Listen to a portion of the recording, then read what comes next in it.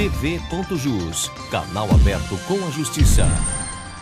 Olá, hoje é quarta-feira, dia 26 de outubro. Entra no ar a tv.jus. Veja os destaques desta edição. Caso Chacina de Matupá. 4 réus são absolvidos pelo Tribunal do Júri na 4ª sessão de julgamento. O Poder Judiciário cumpriu seu dever com a sociedade. Presidente do Tribunal de Justiça recebe autoridades do interior para conversar sobre construção de novos fóruns. Na próxima semana, lançando o edital de concorrência da construção do fórum. E hoje é dia do quadro Judiciário de A a Z. Os detalhes agora, na tv.jus, canal aberto com a justiça.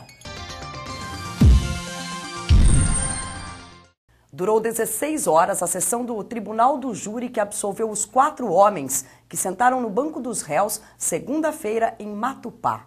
Eles eram acusados de participação na morte de 3 assaltantes na década de 90.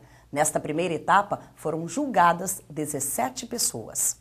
3 testemunhas e 4 réus foram ouvidos na manhã de segunda-feira durante a 4ª sessão do Tribunal do Júri do crime que ficou conhecido como Chacina de Matupá. O episódio foi filmado e as imagens chocaram o mundo. O primeiro réu a prestar depoimento foi Antônio Pereira Sobrinho, o Antônio Goiano, acusado de ter fornecido 1 galão de gasolina e incitado a população. Ele alegou inocência, porém confirmou à promotora que viu os homens sendo queimados. Chegou a sacar um revólver para dar um tiro de misericórdia, mas desistiu. Inclusive ele fez a menção de tentar sacar essa arma, mas aí ele foi contido por Vicente. Portanto, não fez. Logo em seguida, o réu, José Antônio Correia, prestou depoimento. Ele confirmou ao juiz ter chutado uma das vítimas, justificando estar com medo de ser assaltado, como muitos parceiros haviam sido na época. O terceiro a depor foi Roberto Conrad. Ele, um civil, dirigia o veículo que levava os assaltantes ao aeroporto que seguiria a colíder, quando populares barraram a passagem do carro e cometeram o crime. Porque tinha muita gente querendo invadir, querendo tomar os presos do local, e a PM estava tentando segurar a população. O último a prestar depoimento foi o delegado de Peixoto de Azevedo da época, Enio Carlos Lacerda, que no dia do sequestro foi chamado para cooperar com as negociações em Matupá. O delegado teria facilitado a entrega dos presos aos populares. Ele também alegou inocência. O doutor Oswaldo deve ter conversado com o doutor Samuel, que era delegado na época, e o doutor Samuel me comunicou. Ele determinou para me vir aqui dar apoio para ele. A promotoria pediu absolvição aos réus Antônio Pereira Sobrinho e Enio Carlos Lacerda por falta de provas, mas solicitou ao júri condenação para Robertão e José Antônio, por entender que Robertão teria levado as vítimas para serem mortas pelos populares e ter atirado contra elas. Já o chute, aplicado por José Antônio, teria colaborado para a morte de uma das vítimas. Mas o senhor não sabe dizer qual das vítimas? Não. Depois de 16 horas de julgamento, o presidente do Conselho de Sentença, o juiz Tiago Souza Nogueira de Abreu, leu o veredito. Os 4 acusados foram absolvidos da participação do crime. Para a defesa, a sentença foi acertada. A decisão que todo mundo se buscava era a justiça. O Conselho de Sentença fez justiça aqui hoje. Eu acho que foi um julgamento justo, onde pôde se debater tese com ética, com nível, e sobressaiu-se a tese mais forte, que era a tese de absolvição.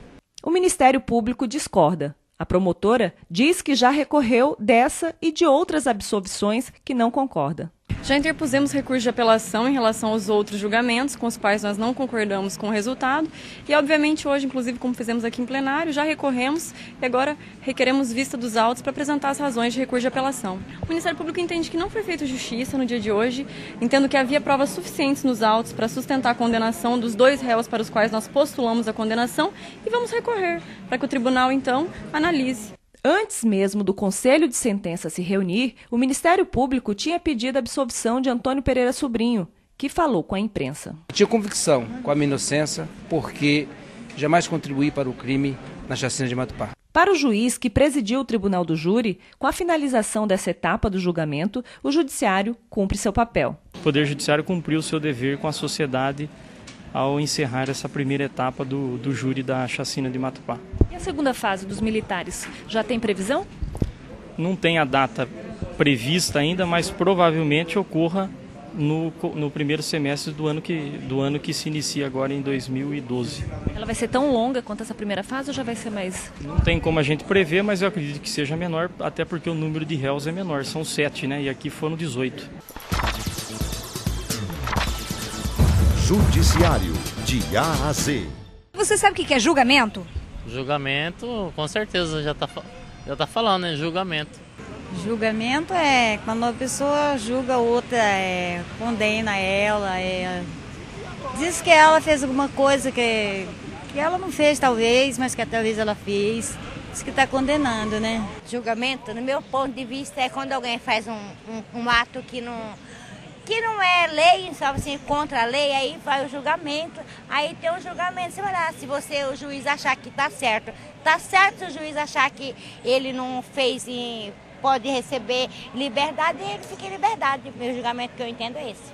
Julgamento. O termo é usado no sentido de decisão ou da própria sentença proferida pelo juiz ou julgador e que põe fim à demanda.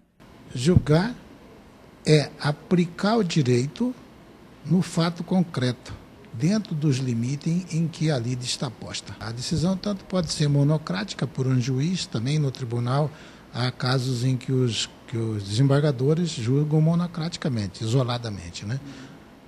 Quanto colegiada. No tribunal as decisões são colegiadas, normalmente por uma turma ou pelo pleno. Judiciário, de A a Z. O presidente do Tribunal de Justiça, desembargador Rubens de Oliveira Santos Filho, recebeu esta semana os prefeitos dos municípios de Arenápolis e Nortelândia, acompanhado do juiz responsável pelas respectivas comarcas. Eles conversaram sobre a possibilidade da construção de novos fóruns. O coordenador de infraestrutura do Tribunal de Justiça avaliou que em Arenápolis é necessária a construção de um novo edifício. É um município que tem, digamos assim, o segundo pior fórum do estado de Mato Grosso. É o número 2 em grau de prioridade. O número 1 era Rosário Oeste, que já foi licitado. E nós devemos estar na próxima semana lançando o edital de concorrência da construção do fórum. O prefeito de Arenápolis está viabilizando o terreno onde vai ser construído o novo fórum. É uma área hoje de terceiros, privado, que o município está fazendo a aquisição e fazendo a cessão, a doação para o Tribunal de Justiça. Assim que nós definirmos a documentação da área, dará-se o início à construção do novo fórum no município. Após o ranqueamento feito pelo Poder Judiciário, foi constatado que Nortelândia ficaria no grupo 2, ou seja, está prevista uma reforma geral. Numa escala de prioridade, né, nós estamos ainda, podemos esperar mais um pouco, né, porque tem fóruns que estão em situações piores. O juiz que responde pelas duas comarcas sabe das dificuldades estruturais e o quanto é importante a melhoria física dessas comarcas para o atendimento ao público. Os servidores tendo a ferramenta de trabalho ideal, o ambiente de trabalho ideal, vão poder otimizar muito mais o seu serviço. TV.jus, canal aberto com a justiça, fica por aqui. Este telejornal pode ser visto também diariamente de segunda a sexta-feira, a partir das 9h30 da noite, na TV Assembleia. Até amanhã.